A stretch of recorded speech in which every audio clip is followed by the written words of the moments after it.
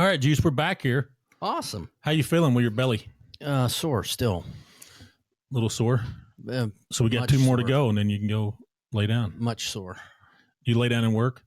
I try to. It doesn't work very well. Sit up in your recliner? Yeah, I try to do that. It doesn't work very well. I can only stay in one position for so long, and then it just becomes a nagging untenable. Pain. Yeah. All right. Well, right now we're going to be talking about digital forensics, and you're taking a class on that right now. I am. Juice is taking a fancy class so he can get some fancy initials after his name. I am. Besides Junior. Those are the most prestigious things after my last name. Yeah, they're pretty cool. But anyway, we're going to talk about digital forensics, and we'll start with ownership. Now, we did an episode on trackers. Yeah. How you can track stuff you own, right? It comes down to who owns what, right? Right. We get calls daily about, I want you to hack my girlfriend's phone. I want you to hack such and such's phone, is not mine, improve something. Now, I'm an ethical hacker. You think I could hack somebody's phone from a distance, Juice? Yes. All right. You know what the charge is for that? You're not going to look good at Club Fed. I know that. It's a big one. It's about 10 years. You get into federal stuff. You get into wire fraud and all kind of different things. But you get into all kind of trouble for hacking devices. Right. Okay. And people get mad at me about it because I won't do it. Yeah. I don't want to go to prison either. Yesterday, a woman said, well, you're not an investigator worth your salt if you won't hack this woman's phone. I said, okay. I guess I'm not good. So. We're not going to be that then. Yeah, I'm not going to do it. But what it is, though, let's talk about the civil side. If you own a tablet, a computer, a smartphone, you name it, and you own that, all right? You're married. You both own it equally, and you give it to me. Yes, I'll do forensics on that and pull all the deleted stuff off. Right. And put this out in a printable format so we can read it and see what was going on. All right. Our software puts all the text messages, deleted or otherwise, if they're still on there, in a nice little format so we can put it on the screen and read them. All right. Instead of having to search for them and all that. Right. Pulls all the photos out of slack space if there is any. Now, phones don't have a lot of slack space. Right. They cover that in your course yet? They're in slack space right now. All right. Phones have a tiny little microchip where stuff is saved. Mm-hmm. If you can get it pretty quick and not use that phone, that's why when people say, hey, I want you to try to pull deleted messages and pictures off this phone, I'll tell them to turn it off. Yep. Or just put it there, leave it like it is. Because the more data that flows through that phone, the higher likelihood that something that is in slack space that has been marked for deletion will get overwritten on a phone. Right. Now on a computer, a laptop, or a tower, you name it, a server, that slack space is huge. So you can pull stuff from years ago off of those computers. Right. We got one now where the laptop appeared like it had been factory reset. All right. I open it up and we just run simple tool ease US on there. And it it pulled a ton of data off where this guy was doing business. He's a plumber. Mm-hmm. Where he was doing business with quotes, estimates, and taking payments, but he's saying he don't have no money. Oh. Imagine that. Yeah. But so we're going to show that he does have some money, or he should. All right. Where is it if you don't have it? But back to phones, though. Yeah, it's got that tiny little surface area where it saves stuff, and stuff can get overwritten pretty good. A bunch of stuff we can pull off there, though. We can get iCloud data. iCloud login data. Now it's hashed. We'd have to run it through a K-enable to try to decrypt that and get their username and password, but it's possible. Right. Not guaranteed. All right.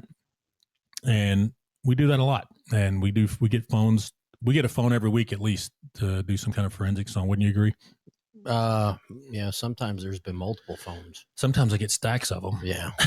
And it takes a while. Oh yeah. That one case, I brought you a bag full of them. Yeah. Who's that, Juice? I don't know. Unknown. We're out in the country out here. So when somebody drives by, it's an event. Yeah. You like our new paved road? I like that. Less dust now, but they paved our road out here. But so while it's important, though, we can pull all kind of stuff off mobile devices.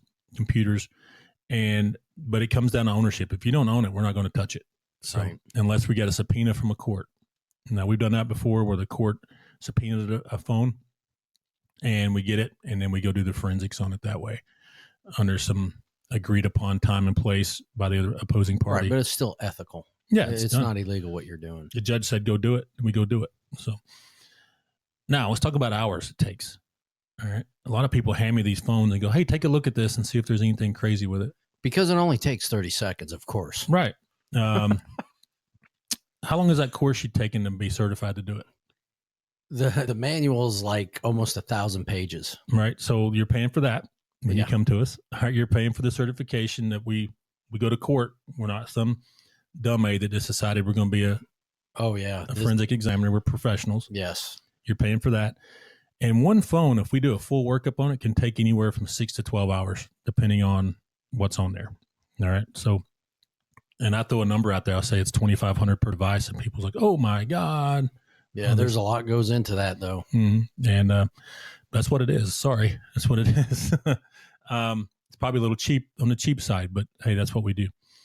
Yeah, it takes some time. It takes a lot of training, and we got software we use. It costs money. So it's not just something that somebody off the street should be doing. All right. We had a case where a police officer that is not certified in digital forensics did his own forensics on the phone. And our guy is facing a 15-year sentence. It's a big crime.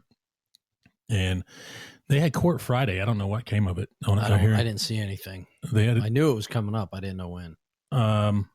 And I don't know, but we'll see what happens there. I don't know what the outcome is. Sometimes the judge will, they'll take some time before they have a ruling on the hearing. But that hearing was to see if that phone evidence could be admitted.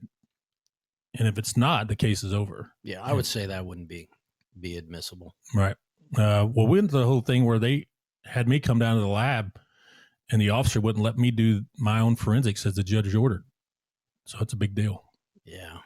There's nothing strange about that. Yeah. What are you hiding? Yeah. What are you hiding, pal? But so what about you can do it on phones, you can do it on laptops, iPads. How about a jump drive? A jump drive. Yeah. Have I got one laying around? I usually got them laying around here. I need to get some. Yeah. Somebody asked me that, and I said, yeah, we can do it on jump drive. Anything with us that saves data, we can do it. Jump drive, he's talking about a thumb drive, flash drive, you name it. Yep. We can do it on the little, the flash drives that go in cameras and video cameras. We can do it on those. We can pull deleted data off of those and everything. So our software also has what we call camera ballistics. So it'll tell you what kind of camera, what phone, what camera took that photo. That's important. We had this in a case where a woman had some photos appear on her phone. All right. And she said, I did not take these photos. All right. And we got in there, pulled them up, the ballistics on the photos, and showed that they were taken from a Nikon handheld camera, not a phone. Right. And placed on there, and the date they were placed on there and all that. So her husband had some explaining to do on that one. Oh. He was trying to set her up to be a cheater, and she wasn't. So he got busted. He got busted. That evidence was not admissible. I love when that happens. He looked like a dumb butt. So anyway. Yeah, that's awesome. So yeah, the ballistics is a big deal. And we also can pull digital artifacts off of there, off the apps. So we got one where I'm not getting into who it is and what it is, but found a Grindr artifacts. Anybody knows what Grindr is? It's a homosexual dating app, which is fine if that's your thing. Right. But the person was supposed to not been homosexual. Supposed to have been married to a woman. So that doesn't look good if you're trying to say that your wife's the bad person in this marriage. Right. So you're on Grindr looking at dudes, and you're accusing her of being an overbearing woman. Right. I think you got some problems that we need to bring it to light since you're going to point those allegations at her. What are your thoughts? Any other questions on that stuff? That's all the techie stuff that I'm just now learning about. I'm a dinosaur. We're getting juice in the tech, man. I know, it's scary. You're more tech than you say you are. Well, to a point I am. you know how to use CAD design and all that stuff. Oh yeah, which is I can do CNC machining, write programs. I can design things in CAD. I was a die maker, tool and die maker. Yeah. But you say you're not a tech person. No, not really. You can you're good with the user interface, not the nuts and bolts. Right. Right. All that digital forensics class does is get you into the nuts and bolts a little bit of how they work. So, and that's where we're at now, just a little bit of the nuts and the bolts, and it's progressing. So, but it's interesting though. I didn't think it'd be interesting. I thought it'd be like chewing sawdust, but now that I'm starting to get into it, it's kind of interesting. You get through the history and the law and once you get through that stuff, then it starts to get interesting. Right. It's an interesting course. Now, in that course, you get into all open source tools. By open source, I mean free tools. Right. Which there's a ton of free ones out there that the FBI uses. Yeah. And you'll get into autopsy on there, which it's the interface for Sleuth Kit. But on that one, you can image a drive off a computer, then run the Sleuth Kit, looking at it through autopsy, and it gives you all the deleted data. It gives you a ton of information off that computer. Only for computers, though. It doesn't work on iPhones, and we have to use Mobile Edit for that. So Mobile Edit works on iPhones and Android, which we get a mix of both. What is it when you can hide something inside of a photo or steganography? Steganography. Yeah. So steganography is where you hide images and messages inside of a photo. Yeah. And that's a big thing with child pornographers. Yep. They do that on the internet. What they'll do is they'll put it on Reddit or somewhere. We just call it steg. They'll steg a photo, and it'll have a hidden image in there or something that tells them where to go to on the dark web to find the child porn. Yep. They go a long ways to look at child porn, man. Yeah, there's some sick people out there. I mean, good Lord. But and you can also do steganography for your drug dealer. They do that as well. Oh, yeah. So any kind of vice, man, they do it through steganography. It may look like just a normal image. Yeah. But if you know what you're doing, you click on that, download the image and break it apart. It tells you where to go on the dark web and to go buy your vice, whatever it is. Yep. Your drugs, your hitman. Oh. The dark web. We need to do a whole episode on the dark web. We've done one before, but it used to be easy. You just go to the mob and say, hey, I need this guy whacked. I need a hitter. Yeah. Here's the thing now on the dark web. I'd say 80% of the websites on there are FBI traps. Oh, yeah. Fed traps or police traps. Yeah. You go in there and it goes, look, get this and all this. And you click on there and then they're showing up at your door. Yeah. I wouldn't call them traps. I call them just desserts. Just desserts. Yeah. Because you're going to get your just dessert. You deserve it. Yeah, you do. Mm-hmm. That's just me. Right.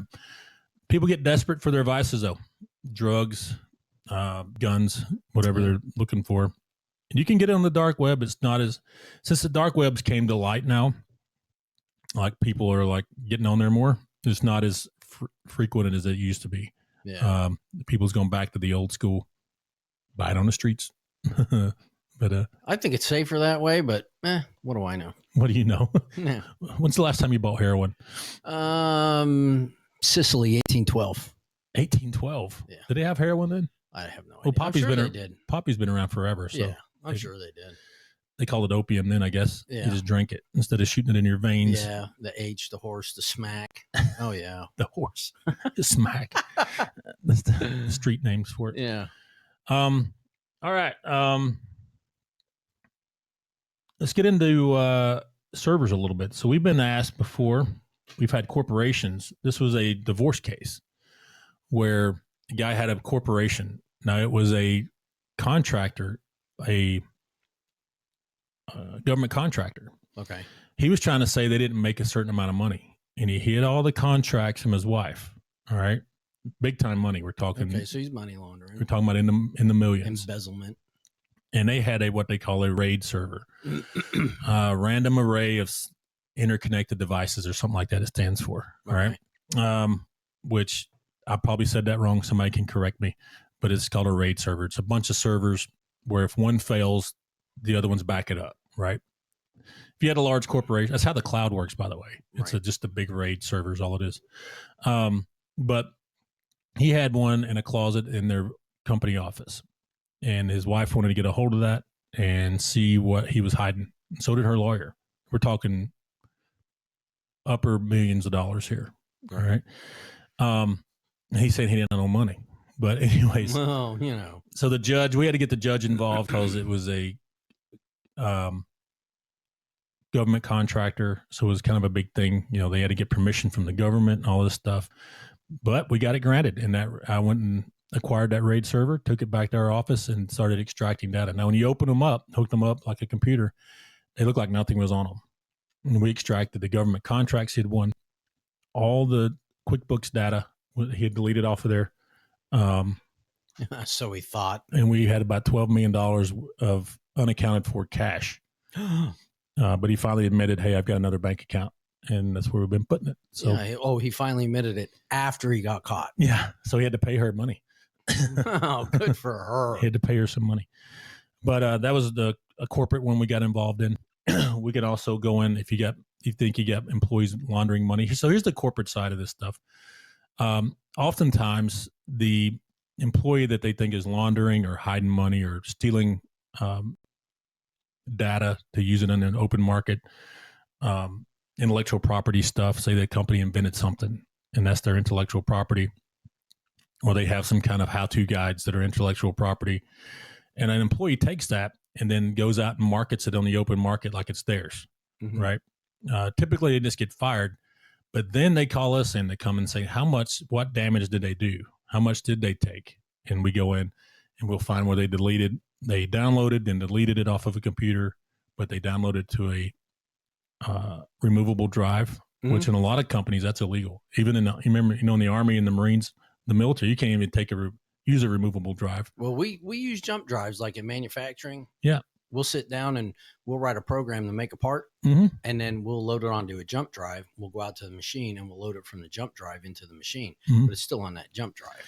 Right. So there's a lot of stuff on those jump drives. So if you took that jump drive and got you some machines and started manufacturing that same product, you could be in trouble. They could. Yeah. And I can tell you, I accidentally, in the machining world, when you leave a company, you just pile your garbage, your tools and your specialty tools you made, whatever consumables, you just load them in your toolbox and you're out the door. You go on to the next company. Right.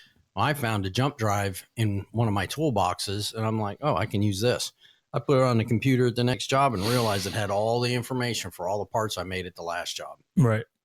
But you didn't start a website and say, look at these tools I can make. No. The funny thing is I fired up my heat treat oven and I put it in the heat treat oven at 2200 degrees and I toasted it. Yeah. Nobody's getting anything off that drive. Right.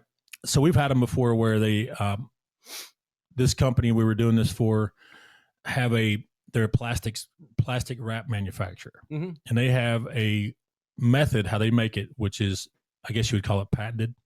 Right. They have it the way it's made, that they're the only ones that can do it. Right. All right. And this guy took it to another company and they started making it the same way. Yeah, it's just coincidence, right? Yeah. Intellectual property is a big thing. It is. And we got their computer and showed his computer he used and helped them make a case and prove that he had put it on a flash drive and probably taken it with him, where he had saved a ton of data to a flash drive. Right. He tried to cover his tracks, but he didn't do a good job of it. And we were able to prove it, and they sued that other company we're in the millions of dollars. It's a bunch of money. Yeah. And they had to stop manufacturing that product. So, yeah. And that guy got in big trouble. And he should have. Yeah. But why did the other company hire him? Because they knew he had information. Right. But I would question that, if you're in the plastics industry and you know that there's only one place in the United States that makes it a certain way, wouldn't you have a suspicion? Well, you would, but so are you hungry? You had to sign a agreement at this one firearm manufacturing place I worked at, that you would not go work for a competitor that manufactured in an area. You would not go to them for any employment at least 6 months past your last day at work. I worked for a heavy equipment company. It was 2 years. Yeah. And I get it. I mean, because they're competitors. They make the same style AR based rifles and stuff. And one rifle I would not buy, the other one I may buy. Right. I know which one you're talking about, by the way. So it's a big deal in the corporate world. It is. Digital forensics is, and we do it for corporate. We do it for individuals. And can be time consuming. And when people see the price tag, sometimes their jaw drops. But yeah, but like you said, this one that you did was millions of dollars. Mm-hmm. If you hadn't got there and you hadn't stepped in and been able to done the digital forensics on it, mm-hmm. and it went 10 years, how much money would it have been then? Yeah, billions. What if you're that individual that has that process, mm-hmm. and now it popped up somewhere else? And they paid me $5,000. So, yeah. See, I mean, mm-hmm. Right. Usually corporations, they don't blink at the price. It's the individuals whenever they see that $2,500 to $5,000, they're like, oh my. But they, it's not like you try and hide it from them. You tell them up front everything. Hey, look, this is what we got to do. Mm-hmm. Yeah, absolutely. But all right, that's all we got on this one. If you got comments, questions on digital forensics, let me know. Say bye, Jus. Bye, Jus. He did it. Hey everybody, Macky here. I just wanted to go over our name change of our company. So this is the Hidden Threads podcast, but we also have a company. It was named Macky Outlaw Private Investigators. Now with our expansion into other states and franchise owners buying into our franchise, we wanted to make it something where it's more of a team concept than just one person's name. Yep, that is my real name, Macky Outlaw. I get asked that every day. Hey, is that your real name? It is, in fact, on my birth certificate. But we have changed the name to ShadowNet. So the name comes from us working in the shadows for people all the time, and net for network, since we are a cyber forensics company. So we combine them together to ShadowNet Inc., and you'll see it on our advertisements and our Facebook page and other social media where you see it. So, yep, it's the same great company, same great results, just a different name, ShadowNet. Look for us on the web. Thanks.